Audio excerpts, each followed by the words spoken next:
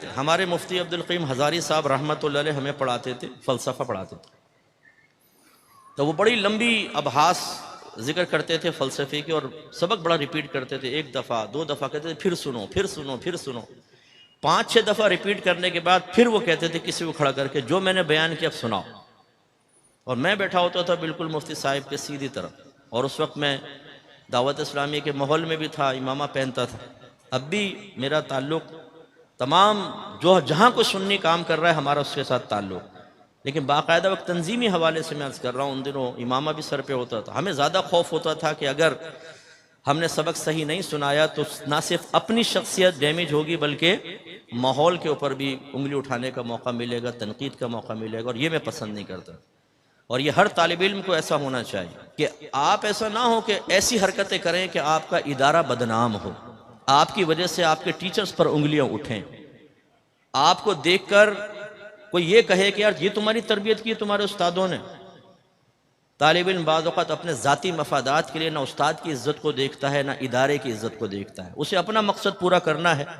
اپنے مفادات حاصل کرنے ہیں، وہ حاصل ہو جائیں، جیب بھر جائے، پیٹ بھر جائے، خواہش پوری ہو جائے، باقی بدنامی ہو دیکھی جائے گی، اس کا ٹھیکہ ہم نے نہیں لیا۔ یہ سب سے بڑی میجر مسٹیک ہے، غلطی ہے ہماری۔ آپ کی ایک ذمہ داری بنتی ہے آپ ادارے کو عزت دیں، احترام دیں، جب تک وابستہ ہیں تب بھی، اگر آپ ادارے سے فارغ ہو کے چلے گئے تب بھی ایسی حرکات نہ کریں کہ ادارے کی بدنامی ہو۔ تو پھر وہ ہمیں سبق بیان کرنا ہوتا تھا، تو وہ ایک مفتی صاحب کی ایک سختی سے، ان کے روب سے یہ برکت بڑی حاصل ہوئی کہ سنا اور یاد کر لیا، یہ بہت بڑا فائدہ ہوتا ہے۔ اکثر طالب علم سنتے ضرور ہیں، یاد نہیں کرتے، اس لیے کلاس سے باہر نکل کے پوچھیں کون سا سبق پڑھا، کیا سبق پڑھا، تو وہ ذہن میں نہیں، ہاں عبارت سے بعض اوقات نکال لیتے ہیں یا شرح وغیرہ پڑھ کر دوبارہ نکال لیں، لیکن یاد کرنے کی عادت ہونی چاہیے، یہ بعض اوقات نہیں ہوتا طالب علم کو۔ اور اسی طرح پھر بیان کرنا، میں اپنی اکیڈمی میں اولا سے ہی کہتا ہوں ہر طالب علم کو، آپ جو پڑھ رہے ہیں اس کو پڑھائیں، آپ جو پڑھ رہے ہیں پڑھائیں، کوئی ایک بچہ جھمورا پکڑ لو، ایک فیس بک پر اپنا ایک پیج بنا لو اور آفر کرو مفت میں عالم بنے، بڑی سی ہیڈنگ ڈالو مفت میں عالم بنے، فقیر حاضر ہے، جو پڑھیں پڑھاتے جائیں، جو پڑھیں پڑھاتے جائیں۔ یقیناً شروع میں بالکل ایسا ہی ہوگا جیسے گھر والے آپ کو ایک آٹے کا پیڑا دیں اور کہیں بیٹا روٹی تو بنا کے بتاؤ، تو آپ بنانا شروع کریں گے تو پیڑے قابو میں نہیں آئے گا، اور پھر وہ ٹیڑھی میڑھی روٹی اور ایسا گرے گی جیسے پاکستان کا نقشہ، لیکن کچھ عرصے بعد ایک بہترین روٹی آپ تیار کرنے میں کامیاب ہو جائیں گے۔ تدریس کا بھی یہ معاملہ ہے، شروع میں جب آپ پڑھاتے ہیں ترتیب سمجھ میں نہیں آتی، جملے سمجھ میں نہیں آتے، لیکن جب آپ اولا سے ہی پڑھانا شروع کرتے ہیں تجربہ ہونا شروع ہوتا ہے، پھر اگلی کلاس آئی اس کی کتابیں پڑھائیں، اس سے اگلی، تو زمانہ طالب علمی میں ہی آپ بڑی بڑی کتابیں پڑھانے کے قابل ہو جاتے ہیں۔ اس کا فائدہ یہ ہوتا ہے کہ ایک طالب علم کم وقت میں اپنے آپ کو اپنے مسلک اور مذہب کے لیے زیادہ سے زیادہ مؤثر بنا سکتا ہے۔ ہمارے ہاں کیا ہوتا ہے، ابھی تو پڑھ رہے ہیں نا، پڑھتے جا رہے ہیں دور حدیث تخصص، اب اس کے بعد اب ہم پڑھانا شروع کریں گے۔ اگر آپ نے 6 سال میں فرض کر لیں تخصص کمپلیٹ کر لیا، اب اس کا مطلب ہے آپ جب پڑھانا شروع کریں گے، اس سے پہلے آپ نے نہیں پڑھایا تو اولا پڑھائیں گے پہلے، یا بڑی کوئی ایک کتاب پڑھائیں گے، 1 سال تو وہ چلے گی، پھر اس سے اگلے سال وہی پڑھائیں گے یا ایک اور کتاب پڑھائیں گے،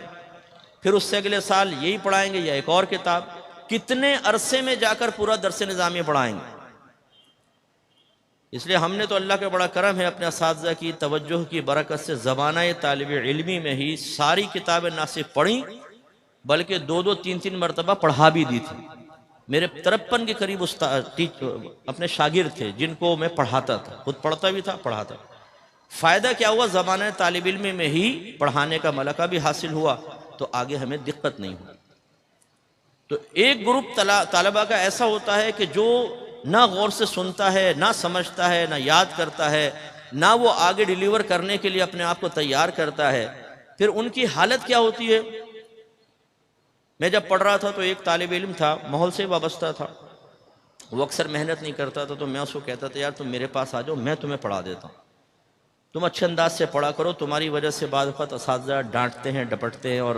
مطلب تنظیم پر بھی اٹیک کر دیتے ہیں، تو تم ذرا اپنا خیال کرو۔ اچھا آؤں گا نہیں آؤں گا، یہ کرتے کرتے میں فارغ ہو گیا، میں یہاں پہ تدریس شروع کر دی۔ وہ کچھ عرصے بعد ملا تو پتہ چلا کہ وہ برگر کی ریڑھی لگا رہا ہے، اس پہ برگر بیچ رہا ہے۔ تو بیٹا اگر آپ میں سے بھی کوئی اس طرح کی تیاری، کوئی کاٹھیا واڑی چھولے وغیرہ بیچنے کی ترکیب بنا رہا ہو تو مجھے بتا دینا، کبھی ہم بھی آپ کی ریڑھی پہ آ کے چھولے کھا لیں گے۔ تو جو محنت نہیں کرے گا وہ پھر چھولے ہی لگائے گا، جو اپنے دین کو چھوڑ دے گا